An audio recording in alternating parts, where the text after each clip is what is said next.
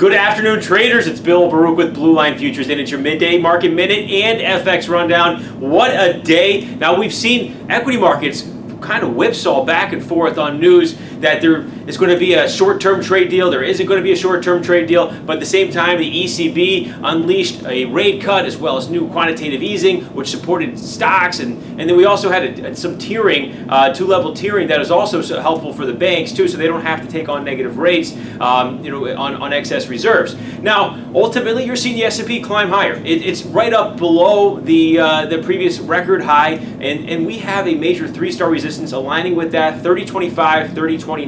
Now for the NASDAQ, it's lagging behind its record high in this essence of where the S&P is relative to its, but the NASDAQ 79.60 is a critical level that we've had as major three-star resistance.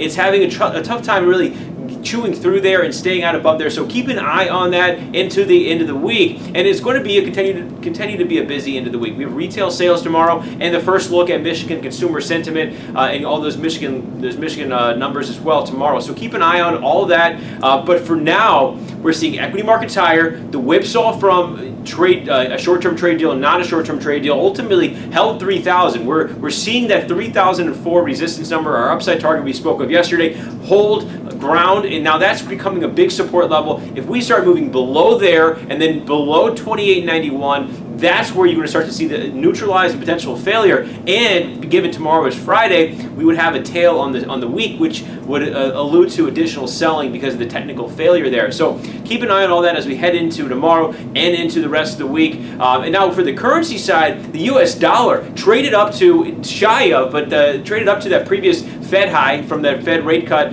back on July 31st. 99.30 area was that high. We fell just short of that. But however, the euro did Pac-Man down on that previous low, and it's reversed. We're seeing a sharp reversal in the euro here today. Ultimately, when people went into the numbers, yeah, we got the 10 basis point rate cut. Yeah, we saw the quantitative easing at 20 billion euros per month starting November 1st, and they ultimately tiered it. But the tiering is one of the ways they're sort of pouring cold water over what has been done, and on top of that, you're ultimately seeing Mario Draghi pointing to fiscal policy. They're relying now on individual countries to implement fiscal policy to help stimulate growth. So although they're saying there's open-ended QE here, they're kind of saying as well, they're throwing everything at it right now. There's not much more that they can really throw at it. And yeah, the deposit rate is now negative 50 basis points. So we're seeing the euro climb back. I mean, there's obviously a wall of support down here too. Sentiment is really pricing in. I mean,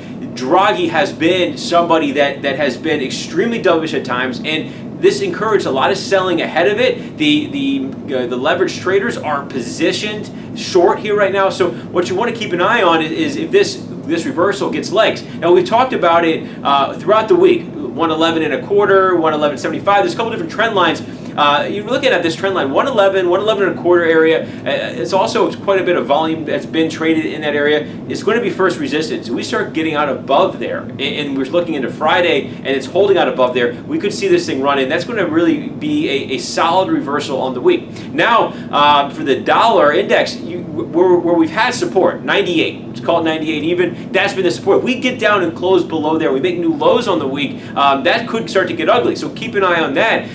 But we're also seeing safe havens coming well off the highs. Gold is not trading higher with the weaker dollar. Gold is following the treasury market lower right now, and the bonds, the 30-year bonds, are now below 160. That's something to keep a close eye on. Below 160, that was a big support level I talked about on Monday on CNBC's Closing Bell. That was our short-term target to hit here this week. That's achieved. Now, we did put a link on our Morning Express today talking about the bonds and where you want to be a buyer of the bonds. 158, that's the area we want to see to be able to buy and go long in the bonds. Let's not ignore this. It has been a big uptrend. So the bonds, that's what we're looking for. It's also, we're seeing weighing and whipsawing in the yen as well. So the yen overall, the uptrend has been broken. Where you need to see support in the yen is 92.50, and that area needs to hold. So as we're watching this market in these safe havens into the end of the week, those are the crucial levels to keep an eye on. And now crude oil has broken down here, reversed off the session highs, or the week highs, but what we have as well is strong support down at 53.70, 53.90. That was our downside target, and we didn't get the trade out really in a timely manner in order to help people to make their own decision if they wanted to get short crude oil. But $54 is the low in the session, and we talked about a number of things today on Morning Express, so check it out. But for now, in the immediate term, that trend line on the downside has been achieved. So keep an eye on that. But overall, we do think that can get taken out. We've seen bullish EIA data, and the market has not been able to go higher. Bolton out of the White House is something that's ultimately could trickle in to seeing progress on China, as we have started to see a bit, and then to see progress with Iran or easing sanctions on Iran. All this those could be conflicts on pulling and tugging crude oil, but easing sanctions on Iran ultimately should win out on crude oil, given the fears of oversupply. The IEA talked about it. So there's a number of things out there here to talk about. Don't hesitate to reach out to us. We're here to help. Anything on the board, 312-278-0500. And you can email us info@bluelinefutures.com. You can check our website for updates. You can sign up for a free trial of our research there. But remember, futures trading involves substantial risk of loss and is not suitable for all investors. Thanks a lot.